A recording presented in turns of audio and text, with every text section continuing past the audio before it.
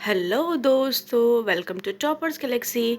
Friends, आज के session में हम बात करने वाले हैं the list of documents to be uploaded on e dossier module. Friends, ये ई डोजियर क्या होता है, कितना इंपॉर्टेंट रोल प्ले करता है DSSS एग्ज़ाम में, इसी के बारे में आज हम इसी सेशन में जानने वाले हैं।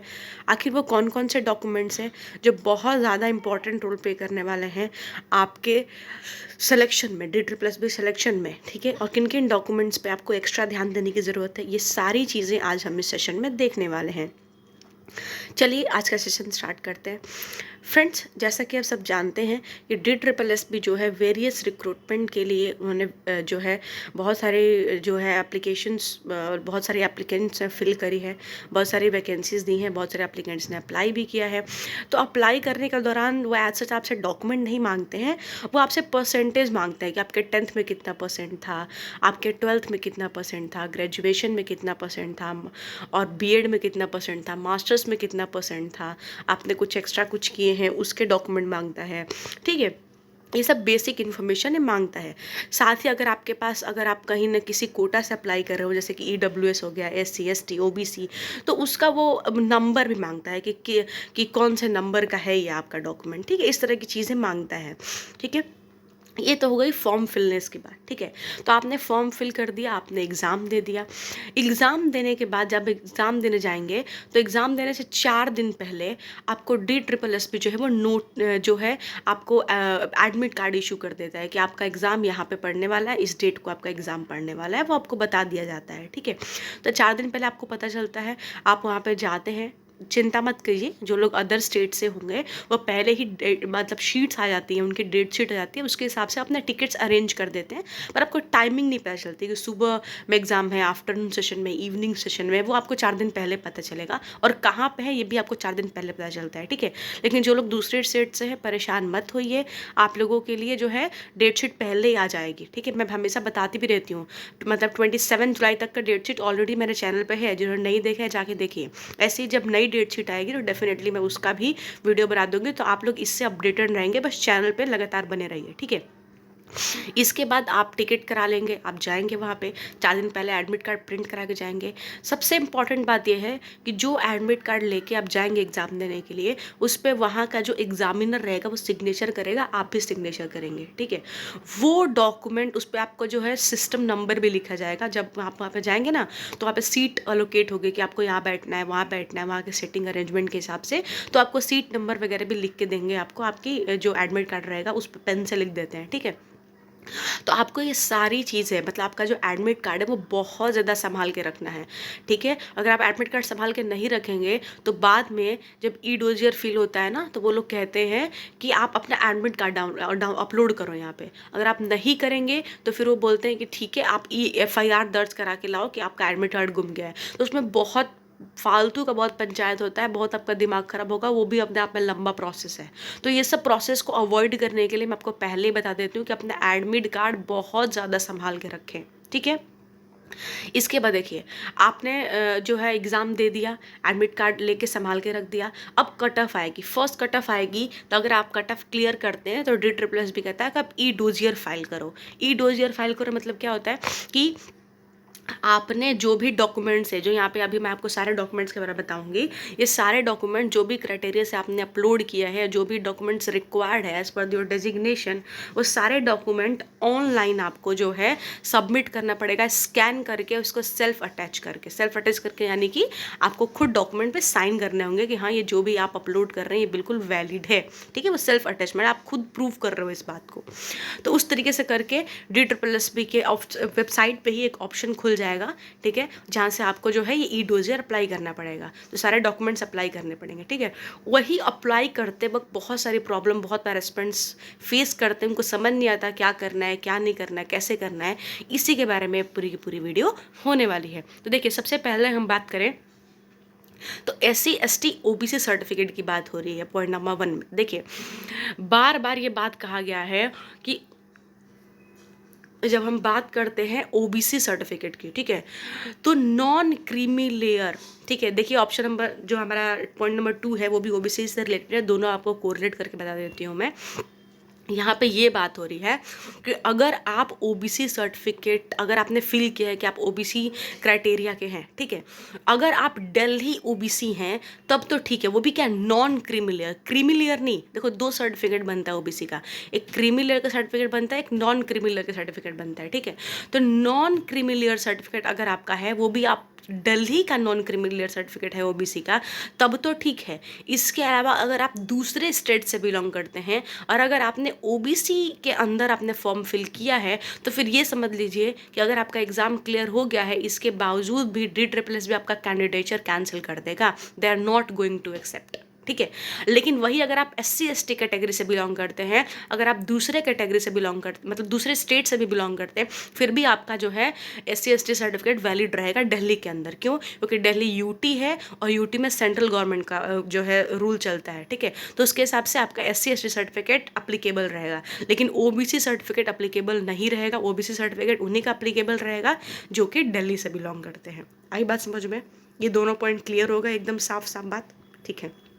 अब देखिए, अब यहाँ पे कास्ट सर्टिफिकेट में क्या होता है, कास्ट सर्टिफिकेट में भी आपको चीज़ें देनी पड़ती है कि आपको फादर का कास्ट सर्टिफिकेट है ना, फादर्स कास्ट सर्टिफिकेट, आपका कास्ट सर्टिफिकेट, ये जो है आपको पहले से ही बनवा के रखनी है। ये नहीं कि आपका ई-डोजियर फिल करने जा रहे हो, आप कास्ट सर्टिफिकेट बनवाने लग रहे हो, बन नहीं रहा, उसका भी टाइम होता है, ई-डोजियर का भी पता है आपको। कुछ वो लोग टाइम देते हैं, 15 दिन का टाइम दे देंगे, बोलेंगे इस बीच में आपको है अपना ई-डोजियर कंप्लीट करना है, ठीक है। आपको बार बार टेक्स्ट मैसेजेस पे आएंगे, मेल्स भी आएंगे, फिल करो फिल करो फिल करो, ठीक है। तो ऐसा नहीं कि 6 महीने का टाइम दे दिया आपको कि फिल करते रहो, आप बनवा लोगे सर्टिफिकेट, ऐसा नहीं, आपको अभी से इसके ऊपर काम करना है, ठीक है। इसके बाद है PWD सर्टिफिकेट। देखो कई बार क्या होता है, PWD एस्पिरेंट्स भी बहुत बार बड़ा कंफ्यूज रहते हैं, उनको समझ में नहीं आता कि हम किस क्राइटेरिया से फिल करें, कैसे फिल करें। मान लो अभी रिसेंटली एक केस शो हो रहा है आपको, देखिए एक IAS ऑफिसर है, उनके लिए कितनी सारी चीज़ें, पता नहीं क्या सच है क्या नहीं है, पर काफ़ी सारी चीज़ें मीडिया में देखने मिल रही हैं, ठीक है।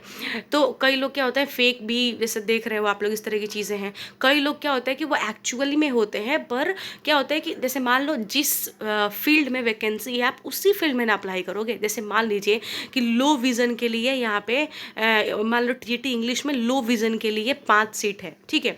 अब वहाँ पे जो है वो हियरिंग एस्पिरेंट जो है, हियरिंग जो डिसेबल बंदा है, वो अप्लाई कर रहा है, तो फिर वो तो ऑटोमेटिकली रिजल्ट हो जाएगा ना। जब वैकेंसी ही लो विज़न के लिए है, तो फिर आप कैसे अप्लाई कर रहे हो, ठीक है। तो ये चीज़ें थोड़ा सा एप्लीकेशन फिल करते वक्त हमें ध्यान से देखनी होती है कि वैकेंसी किस पोस्ट में है। अगर आप नहीं है तो फिर आप जनरल में फिल करो, ठीक है। तो इस तरह की चीज़ें हैं, थोड़ा सा ये ध्यान देना पड़ता है। बाकी जो है कास्ट सर्टिफिकेट के लिए, OBC सर्टिफिकेट के लिए, PW सर्टिफिकेट के लिए DSS भी अपना एक फॉर्मेट देती है, ठीक है।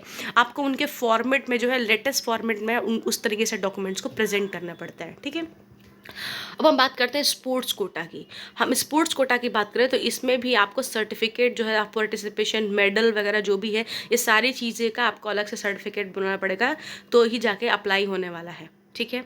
इसके बाद हम बात करते हैं, अगर आपने पहले मतलब कैंडिडेट क्लेमिंग रिलैक्सेशन एज पर द गवर्नमेंट सर्वेंट, मतलब कहीं आपने एज पर मतलब जो मिलता है ना गवर्नमेंट, अगर आप कहीं पे काम कर रहे हो तो आपको कुछ ईयर का एज रिलैक्सेशन मिलता है, तो अगर वो आपको पाना है तो उसके लिए जो है आपको मतलब क्लेम करने के लिए आपको एज रिलैक्सेशन सर्टिफिकेट बनाना पड़ेगा, ठीक है। तो उसके लिए भी आपको बाकायदा सर्टिफिकेट लगेगा, प्रोसेस है पूरा। और प्रोसेस के अलावा एक इनका फॉर्मेट है, उस फॉर्मेट आपको बना के इनको देना पड़ेगा, ठीक है। अगर आप एक्स सर्विसमैन है, अगर आप उसके लिए कंसेशन चाहते हैं तो उसके लिए भी आपको जो है अलग से जो है सर्टिफिकेट बनाना पड़ेगा एज पर द DSS फॉर्मेट, ठीक है। फिर आपका 10th और 12th का जो है जो डॉक्यूमेंट्स है, वो भी आपको जो है स्कैन करके उसको सेल्फ अटैच करके अपलोड करना होगा, ठीक है। आपका जो भी ग्रेजुएशन का है, मास्टर्स का है, ठीक है, डिग्री है, प्रोविजनल है, वो सब कुछ स्कैन करके जो है इनको भेजना होगा, मतलब आपको ई-डोजियर फाइल करना होगा विद द सेल्फ अटेस्टेशन, ठीक है। इसके अलावा आप देखोगे कि यहाँ पे आप ये देखोगे कि आपको proof of affiliation of the institute, देखो एक ना आता है अलग से कि आपने जहाँ से पढ़ाई की होगी, जिस भी इंस्टीट्यूट से पढ़ाई की होगी, और उसका ना किस यूनिवर्सिटी से जो है वो एफिलिएशन है, उसका एक सर्टिफिकेट आता है, तो आपको वो भी देना पड़ेगा, ठीक है। वो आप कॉलेज में बात करोगे तो कॉलेज वाले प्रोवाइड करा देते हैं आपको, ठीक है।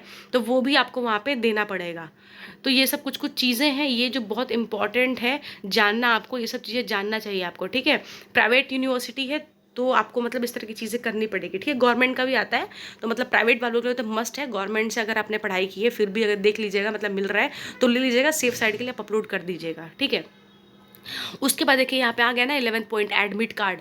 यहाँ पे आपको एडमिट कार्ड भी देना पड़ेगा, ठीक है। एडमिट कार्ड पे आपने ऑलरेडी साइन किए होंगे तो आपको अलग से दोबारा साइन करने की ज़रूरत नहीं है, वहाँ पे इन्विजिलेटर के ऑलरेडी साइन है, आपके भी हैं, ठीक है। तो एडमिट कार्ड जो मैंने आपको स्टार्टिंग बताया था कि संभाल के रखना है, वो एडमिट कार्ड आपको यहाँ पे जो है स्कैन करके सबमिट करना पड़ेगा, ठीक है।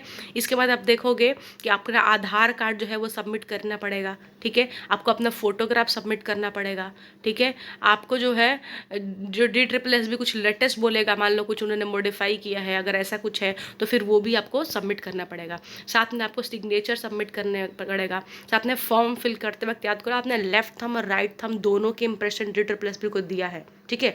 तो यहाँ पे वेरीफाई करने के लिए आपको वापस से थंब इंप्रेशन देना पड़ेगा, और यहीं पे जो फेक लोग होते हैं ना, यहीं पे आइडेंटिफाई कर लेता है DSSS भी। अगर जहाँ आपके थंब इंप्रेशन मैच नहीं हुए डायरेक्ट आउट कर देगा आपको, ठीक है। आपका कैंडिडेचर कैंसिल कर देगा DSSS भी।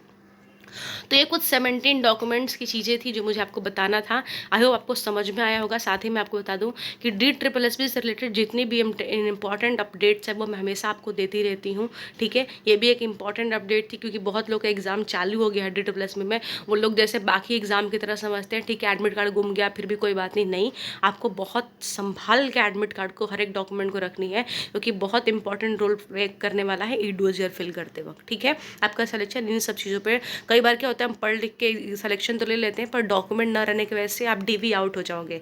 तो ये सब चीज़ों से बचने के लिए जो है हमें ये सब जो प्रोसेस को फॉलो करना है, ठीक है। आई होप आपको समझ में आया होगा, सारे पॉइंट्स क्लियर हो गए होंगे। अगर आपको कोई डाउट है डेफिनेटली कमेंट बॉक्स में कमेंट कीजिए, I definitely answer your query, ठीक है। साथ ही अगर आपको वीडियो अच्छी लगी हो डेफिनेटली वीडियो को लाइक कर सकते हैं और चैनल को सब्सक्राइब कीजिए ऐसे ही अपडेटेड इन्फॉर्मेशन के लिए। साथ ही अगर आप किसी और टॉपिक पे भी चाहते हैं मैं वीडियो बनाऊँ, डेफिनेटली कमेंट करके बता सकते हैं। मैं आपके रिक्वेस्ट कंसिडर करूँगी और डेफिनेटली आपकी हेल्प करने की कोशिश करूँगी। Thank you so much for watching my friends. Please like my video, subscribe the channel for more updates.